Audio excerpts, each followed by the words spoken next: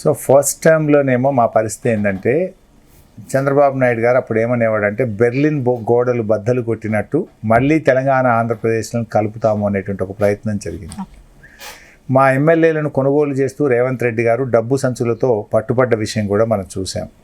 అంటే బీఆర్ఎస్ ప్రభుత్వాన్ని కూల్చాలి, తెలంగాణ వాళ్ళకి పరిపాలన చేత కాదు, తెలంగాణ వస్తే మత కలహాలు వస్తాయి, నక్సలైట్లు వస్తారు, తెలంగాణ వాళ్ళకు పాలనే రాదు అనేటువంటి ఒక చర్చ ఉండేది.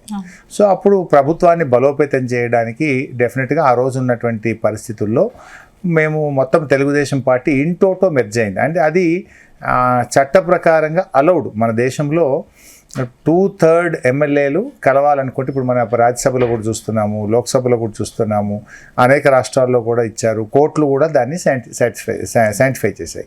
అట్లా మాకు ఆ రోజు ఒక స్టేబుల్ గవర్నమెంట్ ఉండాలి, మంచి గవర్నమెంట్, స్టేబుల్ గవర్నమెంట్ ఉంటే పరిపాలన ఇంకా గట్టిగా జరుగుతుందనే ఉద్దేశంతో ఆ రోజు జరిగినమాట వాస్తవం.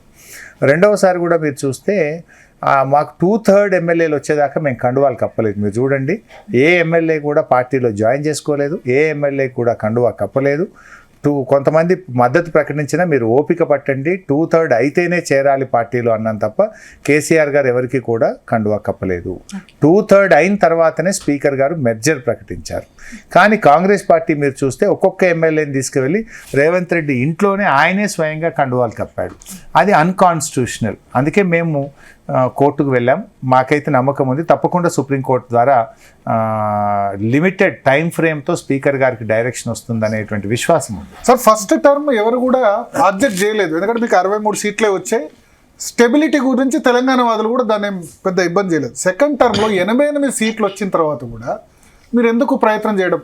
అందరూ ఒక్కసారి జాయిన్ కాలేదు, 2/3 వచ్చింది. అందరూ ఒక్కసారి జాయిన్ అయితే అది 2/3 ప్రకారం సాధ్యం. చేసుకోలేదు, విడతల వారిగా వాళ్ళు వచ్చేప్పుడన్నా కలిసి అదే చేస్తున్నారు. వాళ్ళు కండువాలు కప్పేసింది కదా, డైరెక్ట్ ఎంపీ టికెట్లే ఇచ్చేసింది కదా. ఒక ఆయన బిడ్డకు టికెట్ ఇచ్చిండ్రు, ఒక ఆయన ఎమ్మెల్యేగా బీఆర్ఎస్ టికెట్ మీద గెలిచిన ఆయన కాంగ్రెస్ ఎంపీ టికెట్ ఇచ్చిండ్రు. పార్లమెంట్ ఎన్నికల్లో వాళ్ళు వెళ్ళి ప్రచారం చేశారు. మీరు అది చేసిన తర్వాత వీళ్ళు చేసింది ప్రజలకు తప్పనిపించట్లేదు. ప్రజల కోణము ఒకటై కావచ్చు, బట్ ఇక్కడ there is a constitution.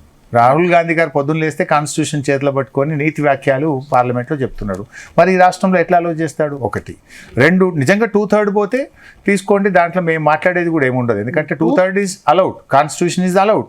If 2/3 comes you take, otherwise 2/3 రాకుండా బీఆర్ఎస్ ఎమ్మెల్యేని గుంజి కాంగ్రెస్ ఎంపీ టికెట్ మీద ఎట్లా పోటీ చేయిస్తారు? బీఆర్ఎస్ ఎమ్మెల్యేని గుంజి ఆయన బిడ్డకి కాంగ్రెస్ ఎంపీ టికెట్ మీ దగ్గర జాయిన్ కాకముందే, విలీనం కాకముందే మంత్రి చేశారు మీరు. అది దాని కాన్స్టిట్యూషన్లో ఎక్కడ కూడా మినిస్టరు ఈ ఎమ్మెల్యేకి ఇవ్వాలని ఉంది తప్ప అధికార పక్షానికి ఇవ్వాలనో ప్రతిపక్షంకి ఇవ్వాలని కాదు. అది ముఖ్యమంత్రి యొక్క చాయిస్. కాన్స్టిట్యూషన్లో ఎనీబడి కెన్ బికమ్ మినిస్టర్.